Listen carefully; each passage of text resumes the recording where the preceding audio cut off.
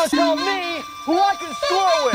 King of the Weirdos. Yeah. Your Nicolas Cage aficionado. I've seen every Nicolas Cage movie ever made, and I'm not gonna stop until I die or he dies. Whatever comes first, and today I'm looking at the cult classic Valley Girl. Came out in 1983. Directed by Martha Coolidge. And of course it stars my man, Nicolas Cage. Yeah, he dropped the Coppola name for this one, and this is his first debut leading role. Of course, it also stars Deborah Foreman as Julie. She would go on to do Real Genius, also directed by Coolidge. And check it out, it's kind of odd that's not her on the poster. Take a look, it's not her. They got some other chick to do it. They didn't want to pay her. It also stars the very sexy Elizabeth Daily. Yeah, ooh, she's looking fine. You might remember her as Dottie from Pee-wee's Big Adventure. That's how I know her. And she voiced Babe in the movie Babe, because she is a babe. We also got Michael Bowen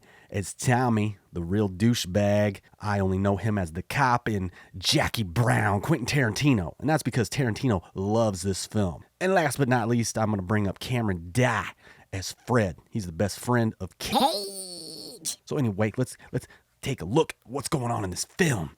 It opens up with one of the worst shots I've ever seen of the Hollywood sign. It is shaking all over the place. The movie has a lot of technical issues going with it, you know, sound issues, video issues. But you know what? It kind of works in this movie's favor because they're just saying, you know what? We don't know the ins and outs. We don't care. We're making this fucker, doing it our way. I respect that. We're introduced to Julie and her friends doing what Valley girls love to do, shop. The 80s truly were a time of materialism. I'm a material girl. You know, the 80s also loved mall scenes because, wow, this is like the third one in a row. Julie spills the tea and admits she's going to dump her boyfriend Tommy for some new D. Instantly, we meet this famous Tommy and Julie gives him the axe.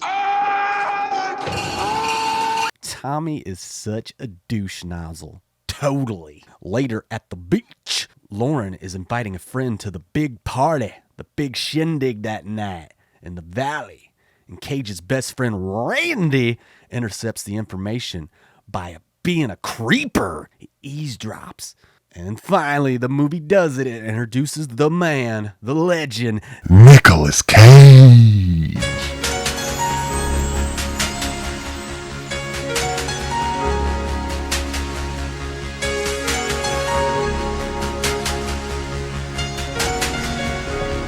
These girls are overly impressed. I love Cage, but I don't think these hot Valley girls would be losing their shit over this guy. I mean, I don't know if that'd be getting me wet. Do you? What the hell is going on with that chest hair? What is that? Supposed to be a bird? Bat symbol? That's not a good choice there, Cage. Later on, Julie's getting ready for the party, and we meet her parents. You look great. Oh, Stacy, if I were 20 years younger, honey.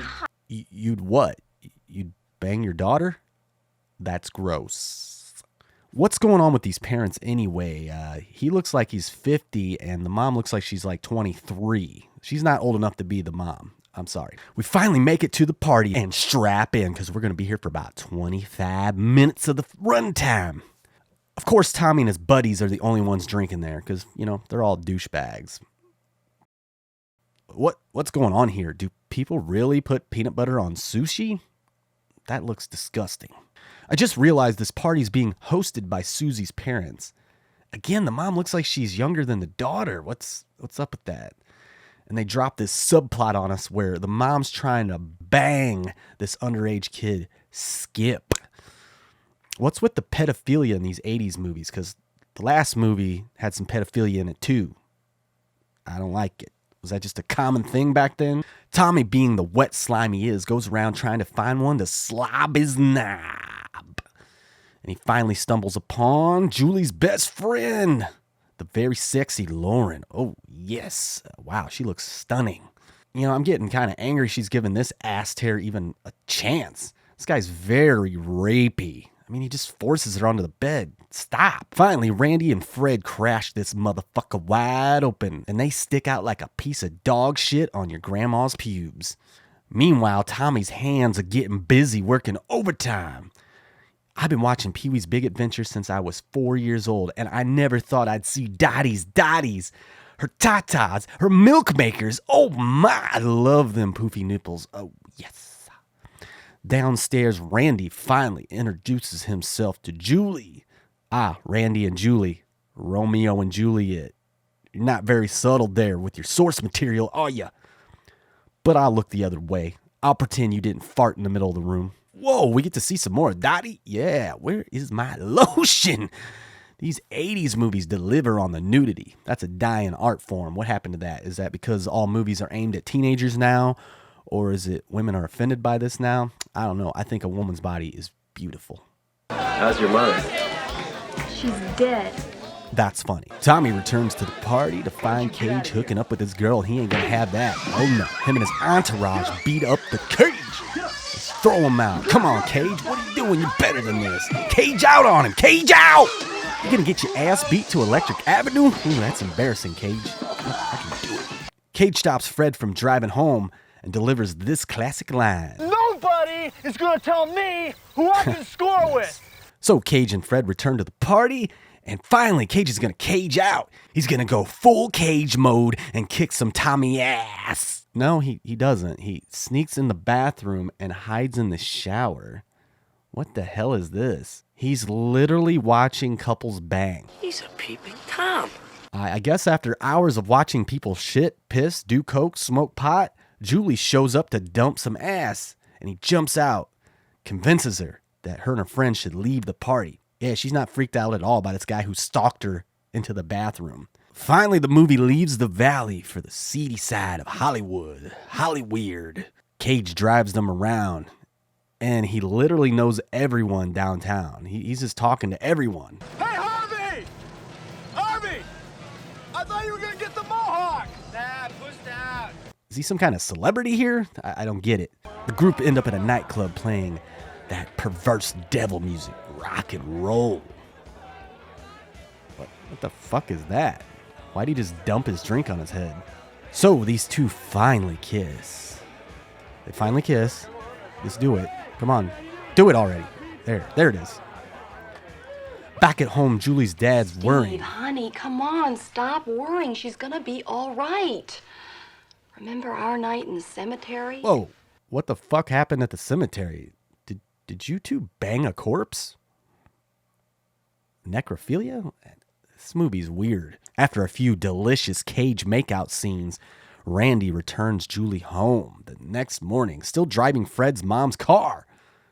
Man, he just steal this poor lady's car? Julie returns home and her mom is spread wide open on the living room floor. This is kind of uncomfortable. Oh my God! What is that? Oh my. That is direct eye contact with the labia. Oh yeah, back to that subplot of the mom trying to bang that little child.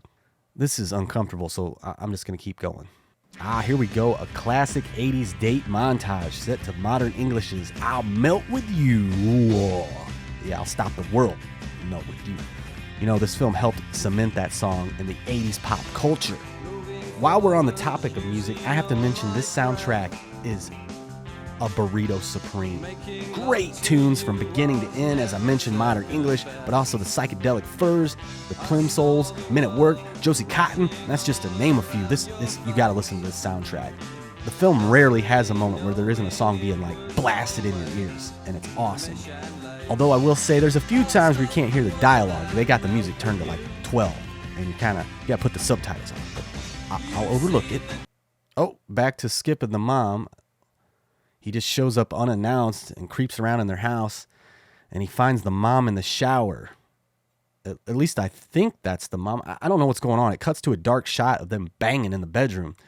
I don't know if that's the daughter or the mom, because then someone comes home, but I still can't tell because the mom and the daughter look like the same age. But anyway, I don't think this plot even needed to be in there. They just wanted some extra nudity. So I don't know if cougars were a problem in the 80s. I guess they still are today. Ooh, time for a sexy slumber party. Oh, yes. If I've learned anything from the 80s, all girl slumber parties are like this. You drop down to your panties and you have pillow fights and you sing songs with your girls. That's what you girls are doing, right? I've always wanted to go one of these days. So this is the part in the hero's journey where tragedy befalls. Yes, Julie's friends convince her to dump Randy to get back with Tommy. What a tool. Ooh, Cage preps for his role in leaving Las Vegas and gets shit-faced. Oh, damn. Then he goes and gets a little strange in a bathroom stall. Calm it down there, Cage. It's the 80s, and AIDS is rising faster than a crust on a DiGiorno pizza. What's Cage's play to get Julie back? Stalking. I break into my neighbor's house and wear her panties, and, I'm called a sicko, and I get thrown in jail. So Cage stalks Julie at the movie theater, the burger stand, Oh, well, peanut butter Dr. Pepper, I guess I did. Oh, I'm sorry. and he even sleeps in her lawn. I don't know if that's still charming. And like our last two Cage flicks, this one also ends at a dance. I don't know how many school dances would let you jam a song called Johnny, Are You Queer? Wait, am I getting canceled just for saying that? It ain't me. Cage crashes Julie's prom for one final showdown with Tommy in a karate fight to death. Well, maybe it's not that extreme. Damn, Cage is kind of a bitch in this. Come on, man. Get up. Yeah, finally Cage levels up and destroys Tommy. And he gets the girl and he rips off the ending of The Graduate. And there you have it. Valley Girls. That was an excellent 80s teen comedy. It has a lot of flaws, a lot of sound issues, but you know what? I forgive it. That adds to the charm and appeal of this flick. It's trippendicular, man. This was Cage's first leading role, and I think he knocked it out of the park. I highly suggest you check it out, and the soundtrack, it's blasting. It is totally awesome. And I found out they remade this in 2020. Ugh, I watched the trailer. I tried to watch it. It looked terrible. That's some bad stuff. I don't know if anyone liked that. I didn't watch it, so maybe I'm judging a book by its cover. But I don't think it even holds a torch to this. Anyway, I'm going to give this an 87 out of 100 poofy nipples. Elizabeth Daily nipples. Oh, man. That was awesome. And this movie's awesome. I give it 2 thumbs up, 2 boners up. I think you should watch it. Go check it out. Check out The Cage. I'll be back again for some more Nicolas Cage Uncaged. But until then, I'm the king of the weirdos. Keep it weird.